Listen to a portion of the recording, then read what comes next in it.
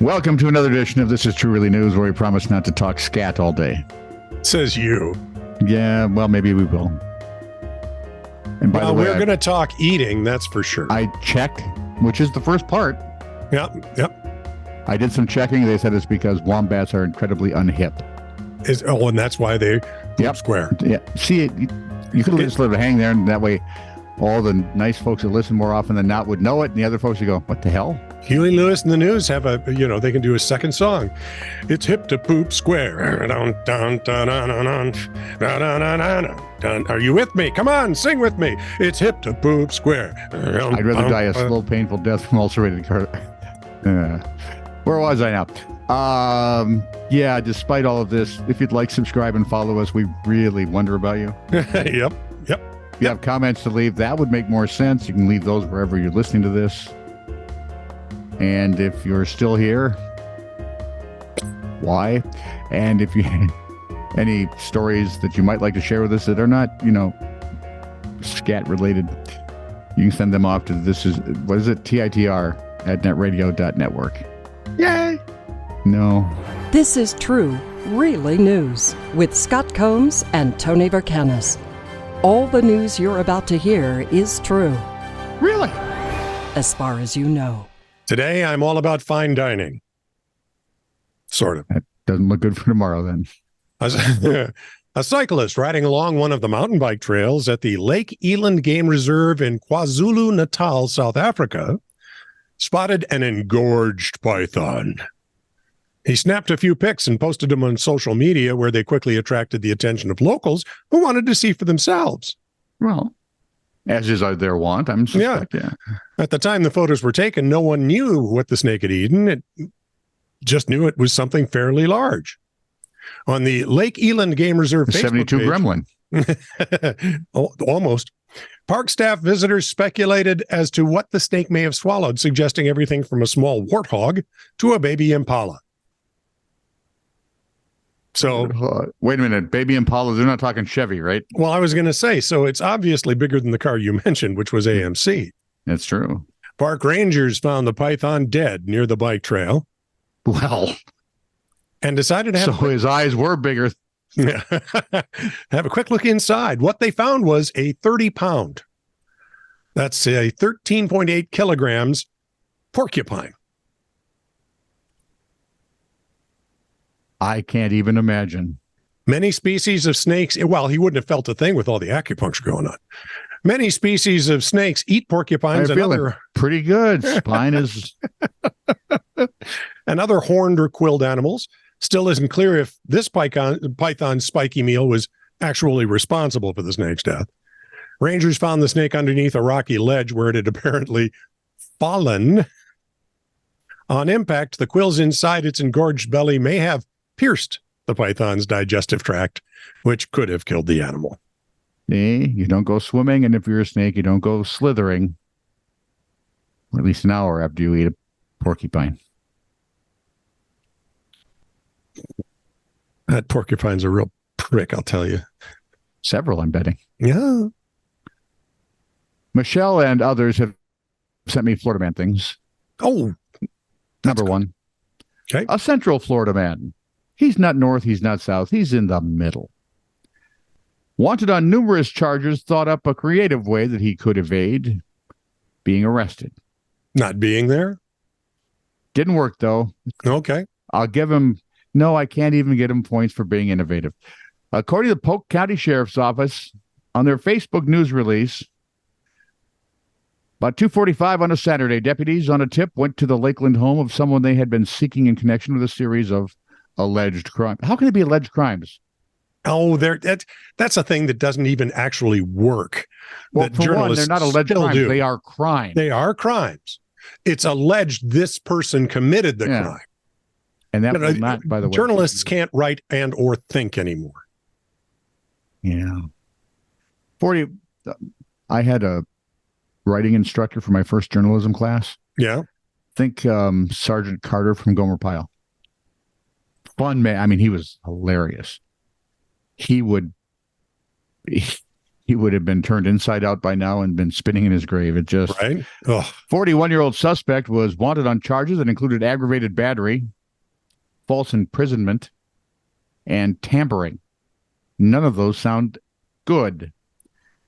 When the police arrived at the house, about an hour south of Orlando, they noticed a rather large whiteboard on the front window ledge. In blue ink, the message gave the man's name, followed with, "Does not live here." And the picture they have on their Facebook page has the word "not" in all capital letters and underlined. Frankly, he's not here. so he's definitely not there. So I'm sure the cop said, well, it's an erase board. They can't be lying at that. No. Those things are known truth tellers. So anyway, they hung out for a while. Witness leaving the home was asked about the suspect's whereabouts. Apparently, he didn't want to tell right away. But after being pressed, we call that leaned on in the business. Oh, yeah. Well, at least we do on television business. You always lean on them. Yeah, they lean on them, and then they press them, and then they crease them. And that's the order of pain. Sure. Anyway, eventually he gave up the goods. The guy was, in fact, inside. So deputies surrounded the house, began using the old loudspeaker, right? Come out with your hands up, blah, blah, blah. No one has to get hurt. Let's finish this. Yeah. That went on for about an hour because, well, we become a slack and weird society. So after an hour, they decided they were going to use surrender smoke. It was dispensed. 4 people came filing out. Oddly, none of them were the suspect. So a second dose of surrender smoke, which by all accounts is amazingly noxious. Unpleasant, as they say. Still nothing. So eventually they called in Dexter. Nope, not that Dexter. This is the canine. Okay, I was thinking Dexter from the TV show where he killed Yes, I was too when I first read it. Canine Dexter, the man, when he went in the house, the man was discovered hiding in a chest of drawers and arrested. The 4 folks who weren't cooperating with the investigation also got arrested. Duh. He really does sleep in a drawer. They were charged with resisting and an all-expense-paid trip to Grady Judd's bed and breakfast, which is the nickname for county lockup. The post concluded with comical hashtags like hashtag "it's getting so you can't even trust a dry erase board anymore." Hashtag "come for 1, leave with 5." There you are. Hashtag "jails of a feather go to jail together." And my favorite, hashtag "we all have junk drawers, but who among us keeps felons in them?" I might. You probably do. Yeah, I'd like to. Florida needs they need a smarter class of criminal. I'm just saying. They really do. So we should start our school for Florida criminals. Here's what you don't do, boys and girls. Yeah, but how would we get paid? They'd probably have to steal what the tuition was. And hey, once the money comes to us, I don't care where it came from. I mean, does it look like they actually get the money ever? No. Very seldom. So when you think of a full English breakfast, great, now I'm hungry. Thanks. You might think of bacon, egg, baked beans, hash browns, and maybe even some mushrooms. No. But maybe not so much the Yorkshire puddings. Well, for one, you've left out all the sausage and bacon and toast. Oh, we'll get to it. Okay. As you know, Yorkshire pudding is a baked pudding made from a batter of eggs, flour, and milk, or water. You can substitute water. Oh, good. I was afraid it was made from people, from York. That'd be bad. It's a common British side dish, and it's a versatile food that can be served in numerous ways depending on its ingredients, size, and the accompanying components of the meal. As a first course, it can be served with onion gravy. For a main course, it may be served with meat and gravy and is part of the traditional Sunday roast, but can also be filled with foods such as bangers and mash to make a meal. Sausages can be added to make a toad in the hole. Wait, what are bangers? Sausages. Okay, so that's sausage 1. So now sausage 2 was toad in the hole. There you go. The 18th century cookery. I thought you did that with toast. The 18th century cookery writer Hannah Glass was the first to use the term Yorkshire pudding in print.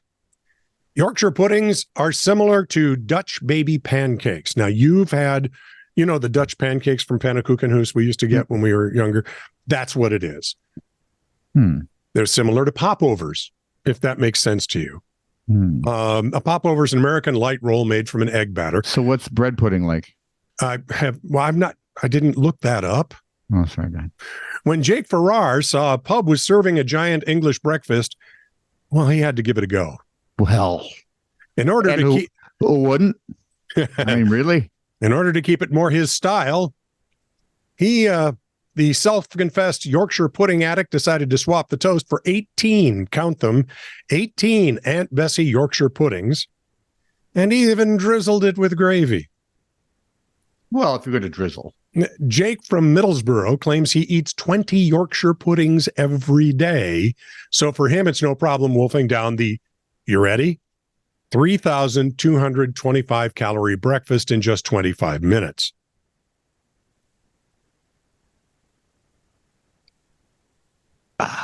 Yes, you in the back with the disgusted look on his face. My stomach is rumbling already. In addition to the Yorkies, which are normally paired with a traditional roast dinner, the plate included 6 sausages, 4 They've got dogs for dinner? No, yeah, the Yorkshire. You said Yorkies? Puddings. Yeah, the Yorkshire puddings. They also have the nickname Yorkie, which causes a lot of confusion around Buckingham because one you want Palace. to kick and the other you want to kick. Yeah, right. So they're corgis at the palace. It was paired with a traditional roast dinner. The Yorkie at the palace. No, it's the pellet with the poison. Danny Kaye's a funny man. Go look at it. Court jester, find it. The plate included 6 sausages, 4 fried eggs, 3 rashers of bacon, as well as 3 servings of mushrooms, baked beans, and hash browns. So you only eat breakfast or any meal once every 6 days? Is it? 6 or 8. Yeah, but they found him dead near a snake that had a porcupine in it, I think. Well, we know what killed him. The porcupine goes after. Get those quills out, boy. Come on. Well, I feel bad now because I just have more Florida crooks. Oh, good. 3 Florida men were arrested in Pompano Beach after a hapless kidnapping attempt from KMOV TV report. Apparently, Raymond Gomez and the brothers Jonathan and Jeffrey Arista grabbed a man outside his apartment in Plantation, Florida, and drove him to a nearby home, but then realized, police say, that they had the wrong guy. Oops. You know, that can ruin a whole kidnapping. And it takes such a fun off. It's no fun anymore. Yeah. They had threatened him with an electric drill and a firearm and attempted to waterboard him. Oh, these guys sound like pros. Before deciding he might be able to lure their intended victim to them. That never crossed your mind till, never mind. Kidnappers drove him to his place of business where the other man was, but the original victim, the one who was actually snatched, phoned in a bomb threat because that will get you an immediate police response. Yep, suspects were arrested. They're looking at life in the Hooskow, where they can probably not enjoy Yorkshire pudding ever. So they got that going for them. I would like Yorkshire pudding, I think, with jam or syrup. See, now actually I want to try it. Yeah. I remember who had the bread pudding. Who used to serve? Dave's. Remember? Oh, yeah. They used to do the bread pudding thing. Yeah. That's rather tasty. Yeah, it was. But that was also rather sweet. Yep. Yeah, the Yorkshire pudding is going to be a little more bland and it will take on the flavor of what you give it, right? Yeah. What you put it with it. And I love those things. Now we have to find a place to try it. Let's go to England and talk to Patrick. Seems like a long way to go for Yorkshire pudding. It's Patrick, for Pete's sake. Couldn't we just go to New York and get, New Yorkshire pudding? Sorry. Say goodnight. This is true, really news. Send email to TITR@netradio.network.